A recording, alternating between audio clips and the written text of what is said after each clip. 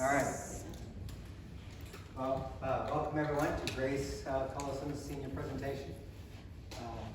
Grace has grown and changed so much. She was pretty shy when I first met her, and I didn't get her to talk to me very much.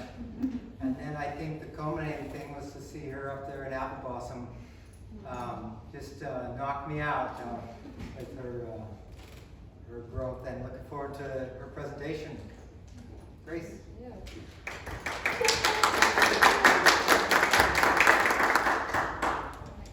Good evening, everyone. Thank you all for coming.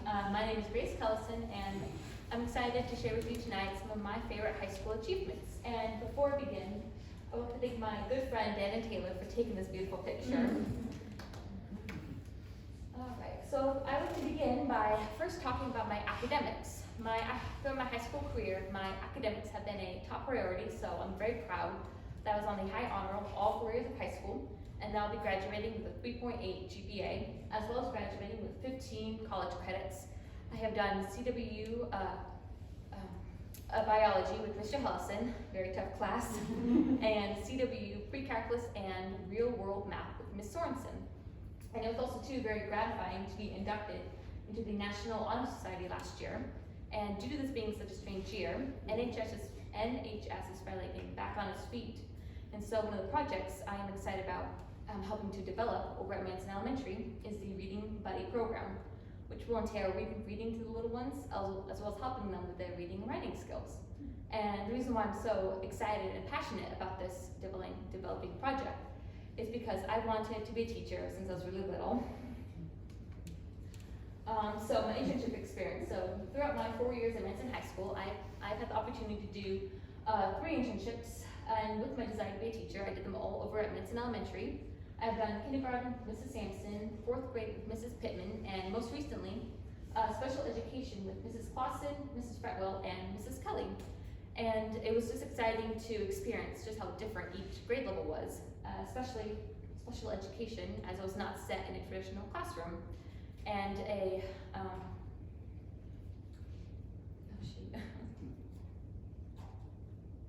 oh yes, yeah, and then something that was real eye-opener to me was not only the marked difference in maturity levels between grade, but also to how that changed the teaching methods that were used. And as you can see here, this was my first class.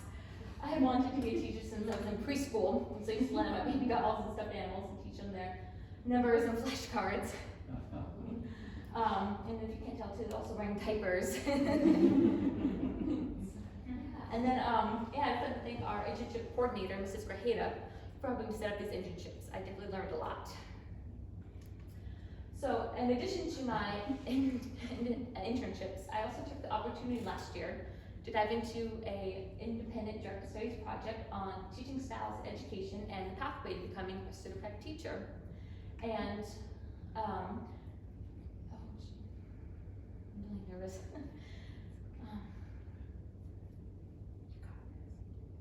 And yeah, and that's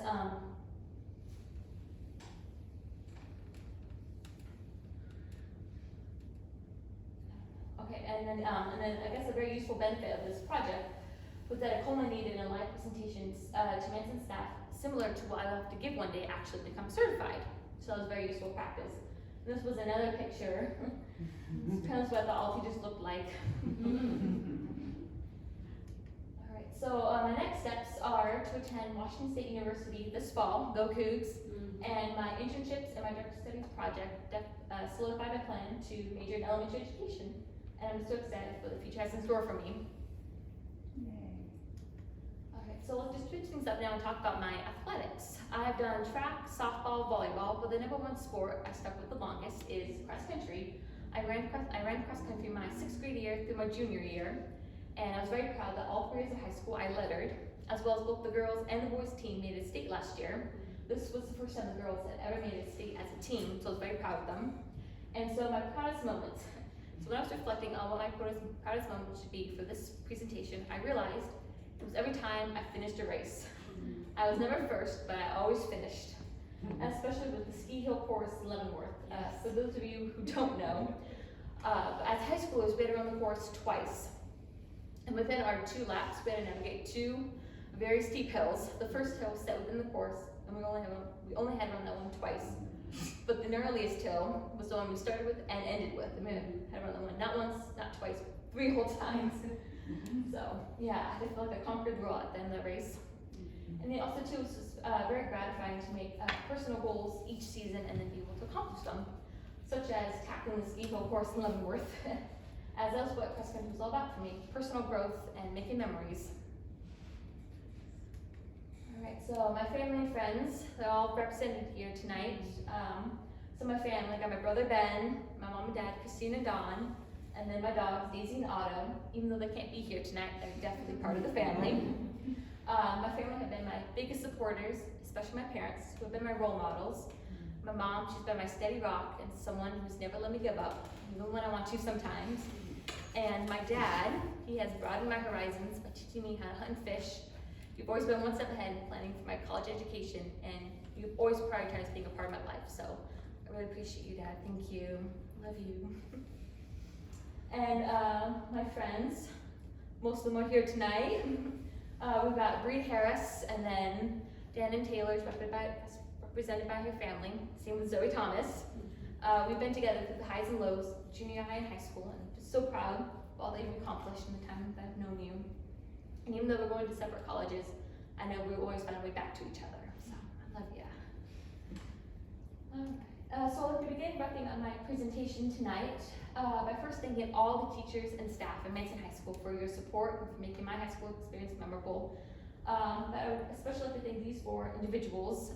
Mrs. Peterson, you have been a continuous, steady resource and someone I can always count on, and I'm so thankful for the time you dedicated to the GEAR program. You've never let me miss any foreign scholarships, and you've been like a second mom to me. Mr. Fournier, his enthusiasm for learning is something I've admired about him ever since I met him, and something that's rubbed off on me. And I'm just so grateful for the time he's taken to ensure my success as he helped me when I had scheduling issues. And the perfect example of that is when he created the American Lit class for me, so I'm very grateful for that.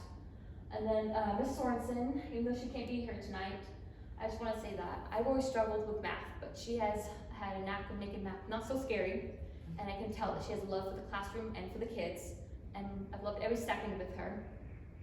And I just want to give her kudos for making pre-calculus so fun and actually makes sense, which is hard to do.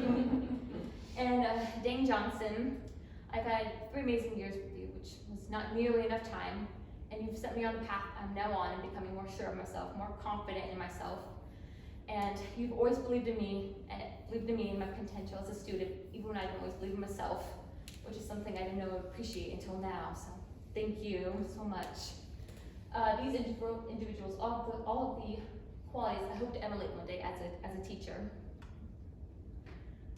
Alright, so I'd like to begin wrapping up my presentation tonight by then thanking you all again for coming out tonight. It's meant so much. Everyone in this room has been a continuous, steady source of love and support. So from the bottom of my heart, thank you. And this is Grace Cullison standing out for the final time.